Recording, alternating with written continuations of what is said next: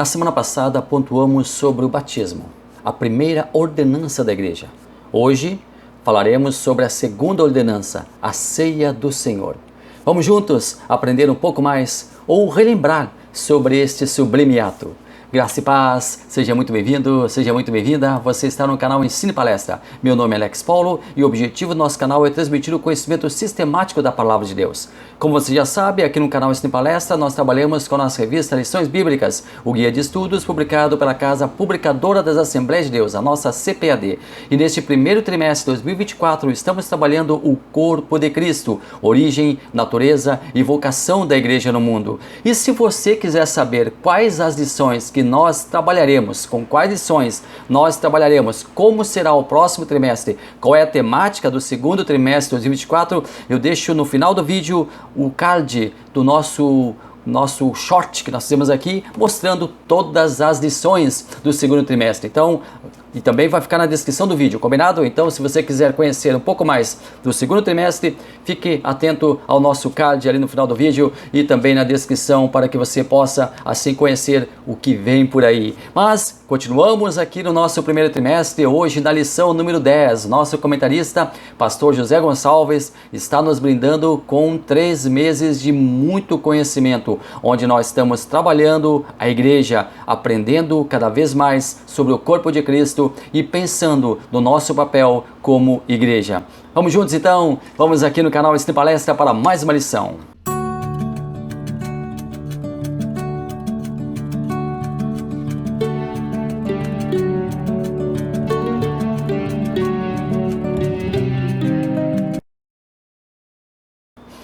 Lição número 10. A ceia do Senhor, a segunda ordenança da igreja. Na sua revista você tem o texto áureo que diz assim, lá na carta de Paulo, primeira carta de Paulo aos Coríntios, capítulo 11, versículo 26. Porque todas as vezes que comerdes este pão e beberdes este cálice, anunciais a morte do Senhor até que venha. A nossa verdade prática, ou seja, o tema central da nossa lição, o pano de fundo da lição de hoje, diz assim: a ceia do Senhor, como uma ordenança, celebra a comunhão do crente com o Senhor ressuscitado. A nossa leitura bíblica em classe também está na primeira carta de Paulo aos Coríntios, capítulo 11, versículos 17 ao 34. É uma leitura bem extensa, como você pode estar vendo aí na tela. Nós vamos ler aqui o último versículo. Mas, se alguém tiver fome, coma em casa, para que vos não ajunteis para condenação. Quanto às demais coisas, ordená-las-ei quando for ter convosco. Vamos abordar todos os aspectos da ceia do Senhor. Por isso, mais uma vez, iremos fazer uma abordagem um pouco diferente da revista, mas sempre respeitando o tema estabelecido. Em primeiro lugar, nós iremos agora conhecer os tópicos e subtópicos da lição de hoje. Primeiro tópico, a natureza da ceia do Senhor na tradição cristã. Primeiro subtópico, na tradição romana. Segundo subtópico, na tradição protestante. Terceiro subtópico, a posição pentecostal. Segundo tópico, o propósito da ceia do Senhor. Primeiro subtópico, celebrar a expiação de Cristo. Segundo, proclamar a segunda vinda de Cristo. Terceiro, celebrar a comunidade cristã. Terceiro subtópico, o modo de celebração da ceia do Senhor. Primeiro subtópico, o que é participar indignamente. Segundo, uma celebração reverente. Terceiro, celebração festiva. A ceia como refeição. A ceia, propriamente dita, é uma refeição noturna. No contexto das Escrituras, foi a última refeição de Cristo na companhia de seus discípulos. A polêmica da Santa Ceia. Por incrível que possa parecer para alguns, este tema, ceia do Senhor, tem sido objeto de polêmica, e isso ao longo do período, ao longo da história da igreja. Ao longo de toda a história da igreja, esse assunto tem sido muito debatido de forma acirrada. Nós podemos afirmar, sem sombra de dúvidas, que a ceia do Senhor é o grande elo entre as duas vindas do Senhor Jesus. O pastor Hernandes Dias Lopes a define como aquele evento que se constitui no monumento da primeira vinda e da promessa da segunda vinda. Existem algumas correntes que tratam do assunto Santa Ceia. Vamos conhecer algumas delas. A corrente da transubstanciação. Ela acredita que os elementos pão e vinho mudam de substância na hora da consagração. O pão é a carne do próprio Cristo, o vinho, o seu sangue. Havia então a transformação dos elementos da ceia. O pão, no caso da Igreja Católica, a hóstia, transformava-se no corpo de Cristo e o vinho transformava-se no sangue de Cristo. Por isso a hóstia, mais uma vez, no caso do catolicismo, deveria ser colocada no céu da boca para se dissolver, para que a mesma não fosse mordida, porque quem mordesse a hóstia estaria então mordendo o próprio corpo de Cristo e sangraria este corpo. Então, para que não houvesse este, digamos, ferimento no corpo de Cristo, a hóstia deveria ser colocada no céu da boca e ali se dissolver. Essa doutrina entende que Jesus está presente fisicamente durante o ato da ceia, ou, para a Igreja Católica, a Eucaristia.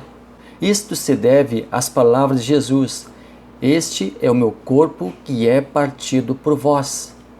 O catolicismo interpreta de maneira literal esse texto. A Igreja Presbiteriana tem a ceia como uma ordenança, como a Igreja Evangélica acredita que é uma ordenança, mas também tem a ceia como um sacramento, como a Igreja Católica acredita que a ceia ou a Eucaristia é mais um dentre os 7 sacramentos. Claro, né, a ceia ou a Eucaristia não tem o mesmo destaque, até mesmo desproporcional, do catolicismo. Bom, esta é a corrente da transubstanciação. Em resumo, quando se ora, quando se consagra, quando faz a reza pelo cálice com o vinho, com suco de uva e pela hóstia ou pelo pão, estes elementos, eles transformam-se, a hóstia ou pão, no corpo de Cristo e o vinho ou o suco de uva no sangue de Cristo, literalmente. Nós temos uma outra corrente, a corrente da consubstanciação. Essa acredita que Cristo está presente fisicamente em e sobre os elementos. Entende que não no todo, mas em parte. Alguns aspectos físicos de Jesus constam no ato da ceia.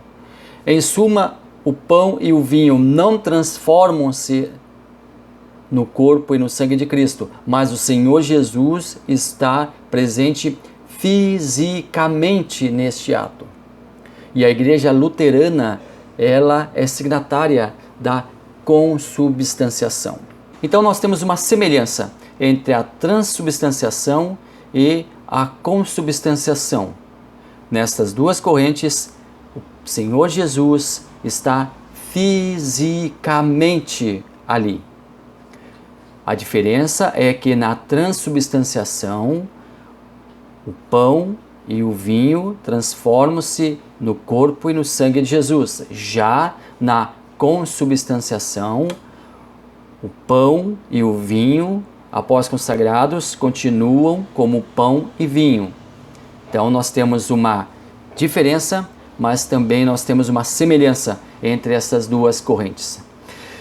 E nós temos uma outra corrente, chamada corrente do memorial. Ela acredita que a ceia é uma lembrança do que Cristo fez na cruz.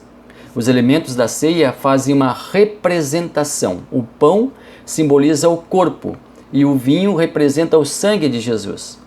Após a consagração dos elementos, esses não sofrem qualquer mutação ou personificação.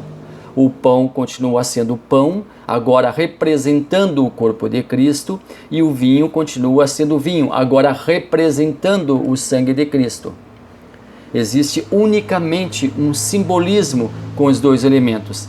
Essa é a posição da maioria das igrejas evangélicas. A Assembleia de Deus da Missão, por exemplo, é partidária dessa corrente. Lembrando que quando eu falo aqui em vinho, eu vou falar outras vezes, muitas igrejas elas fazem a Santa Ceia com o vinho mesmo. Outras fazem a Santa Ceia com o suco de uva. Então, existe ainda mais essa diferenciação na liturgia da Santa Ceia em algumas denominações. Cristo utilizou-se dos dois elementos fundamentais daquela refeição, o pão e o vinho, para ele representar ali o seu corpo e o seu sangue. E por causa dessa comparação, os cristãos foram tidos como canibais.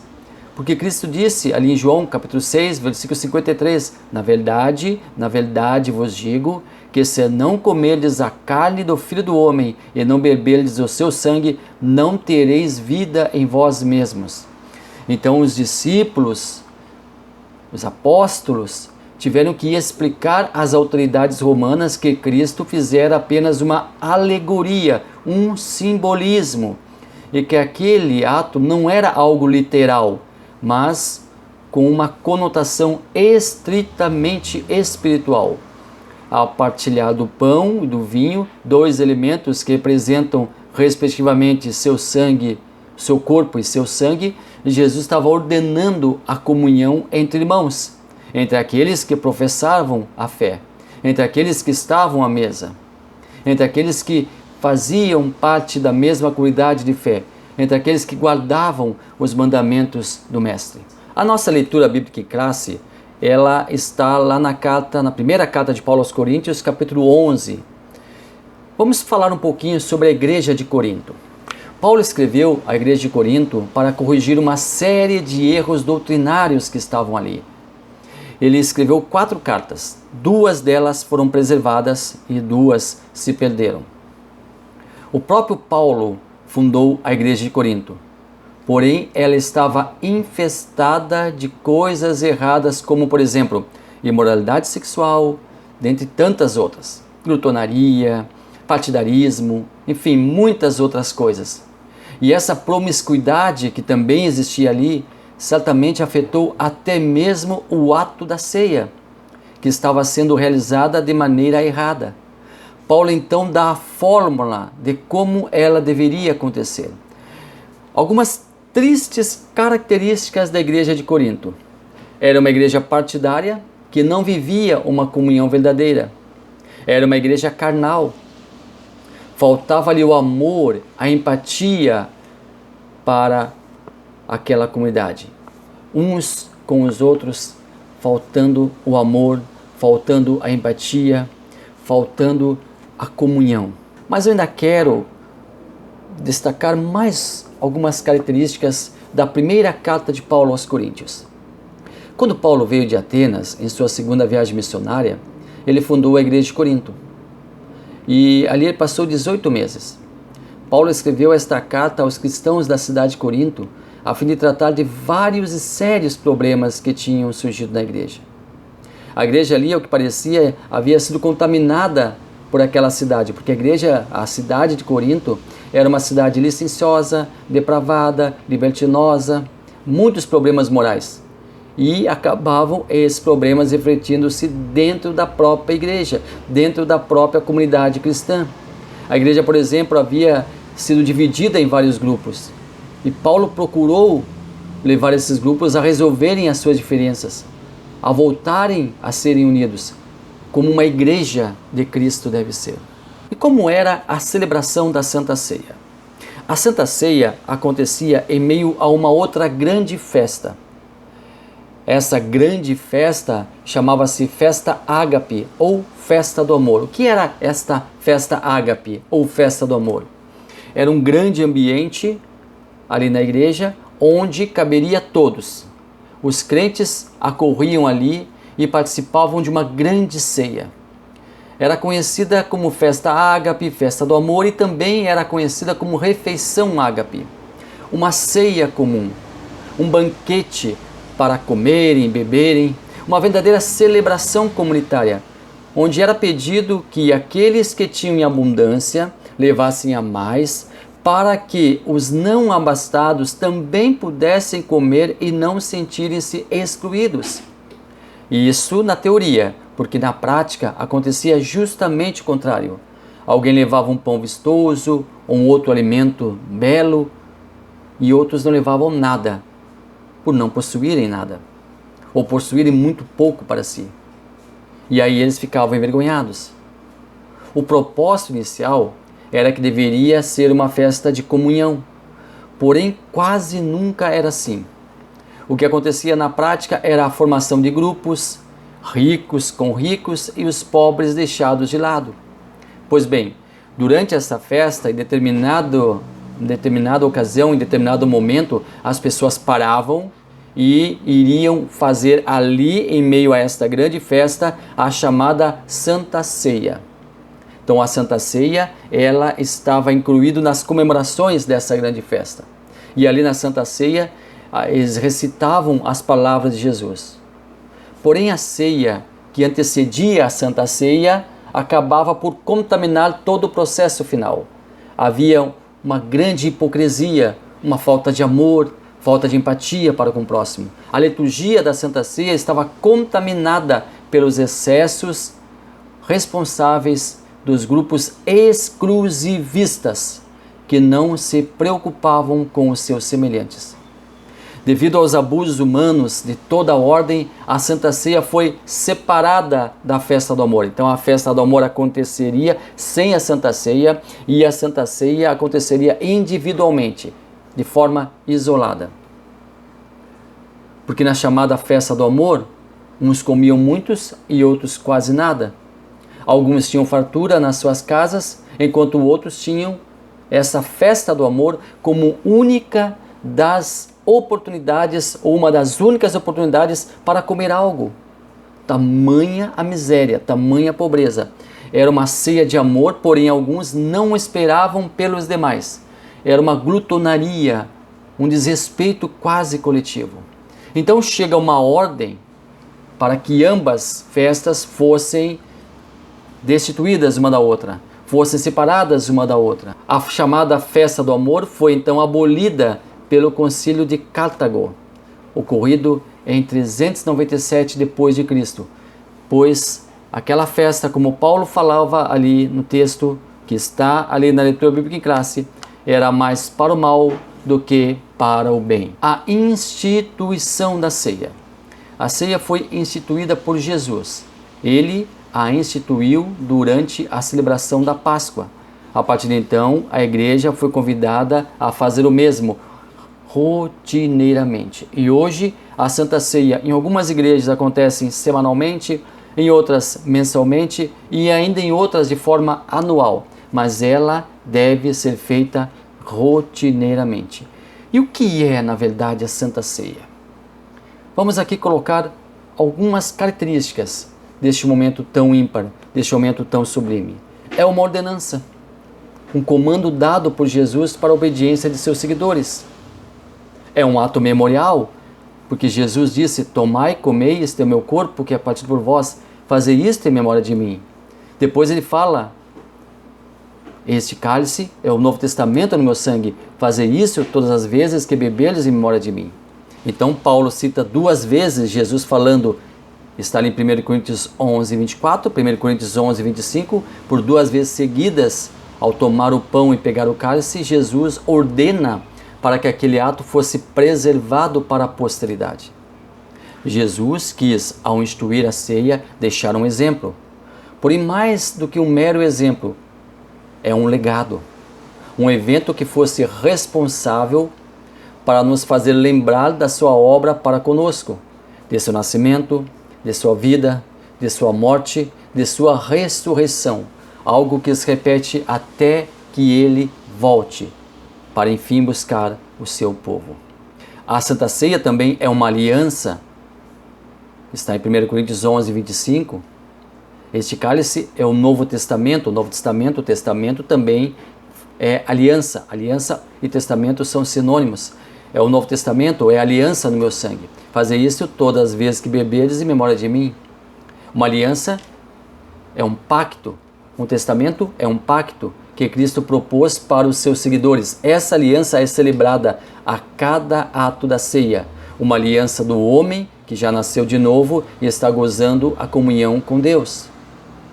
Essa nova aliança veio ser firmada por Cristo, a reconciliação da criatura com o seu Criador. Essa reconciliação está aliançada em Cristo. E cada vez que comungamos do pão e do vinho, estamos reafirmando esse pacto tão glorioso, tão sublime. A ceia é uma profecia sobre a volta do Senhor. 1 Coríntios 11, 26. Porque todas as vezes que comerdes o pão e beberdes o cálice, anunciais a morte do Senhor até que Ele venha. Até que Jesus volte. É uma profecia de algo que irá acontecer. E nós esperamos para muito breve. Graça e celebração.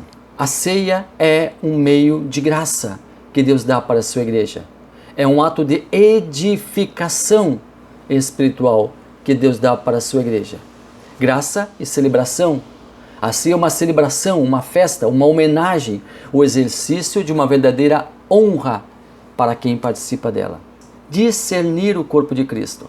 Paulo fala que qualquer que comer o pão ou beber o cálice do Senhor indignamente será culpado do corpo e do sangue do Senhor. Humanamente, não existe alguém digno o suficiente para participar da ceia. Nós somos salvos, nós somos aceitos tão somente pela misericórdia do Senhor. João Calvino afirmou no século XVI que a nossa dignidade é a nossa consciência de nossa indignidade. Mas é pela graça que nós participamos da ceia do Senhor.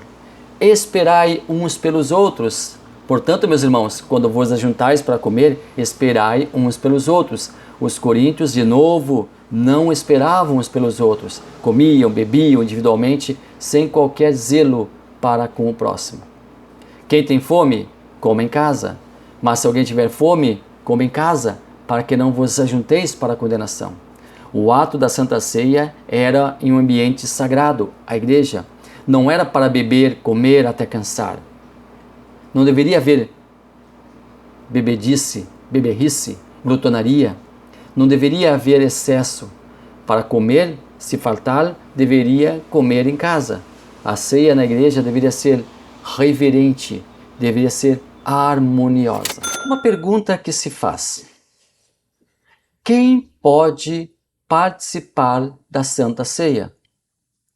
Examine-se, pois, o homem a si mesmo, e assim coma deste pão e beba deste cálice. O apóstolo Paulo afirma que qualquer que comer ou beber indignamente será culpado do corpo e do sangue do Senhor.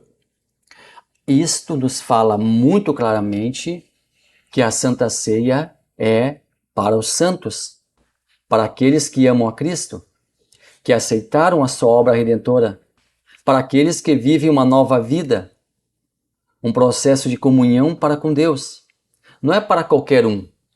Em muitas igrejas, o visitante não crente chega em um culto de celebração da Santa Ceia, senta-se à vontade para assistir à reunião e no ato da celebração participa junto sem maiores problemas. Pelo menos é o que ele e a dita igreja acham. Pois aquele que come e bebe sem discernir, come e bebe para sua própria condenação. Mas é preciso salientar que alguém que não conhece a palavra e não for advertido quanto à santidade desse comer e beber, poderá ser perdoado por Deus. Mas quem sabe como funciona o processo e participa em pecado conscientemente, esse está se autocondenando. Felizmente, na maioria das igrejas evangélicas, membros e visitantes são alertados sobre a responsabilidade do ato da Santa Ceia e de suas reais implicações. Sendo assim, quem não é membrado não participa.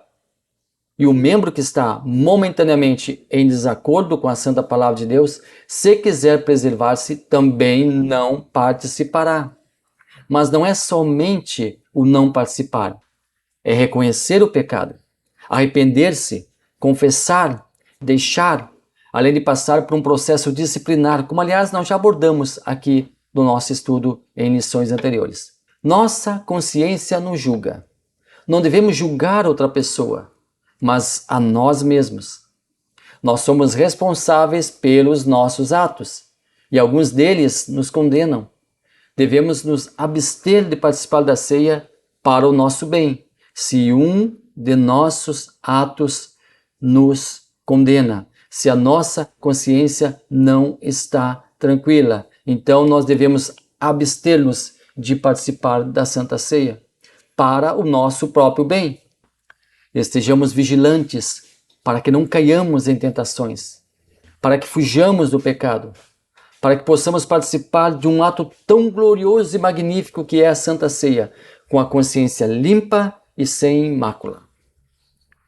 Para concluir, a Santa Ceia é uma bênção para aqueles que estão em comunhão. Muito obrigado a você que esteve até aqui conosco, muito obrigado pelo carinho da sua audiência, continue no nosso canal, espero que você, caso tenha gostado do vídeo, inscreva-se no canal, caso tenha gostado do vídeo, faça um comentário é muito importante, mas também deixe o seu like, é muito importante o seu like, o seu ok, porque isso diz para a plataforma que o vídeo é bom, é interessante e deve ser compartilhado com outras pessoas. Deus abençoe maravilhosamente a sua vida.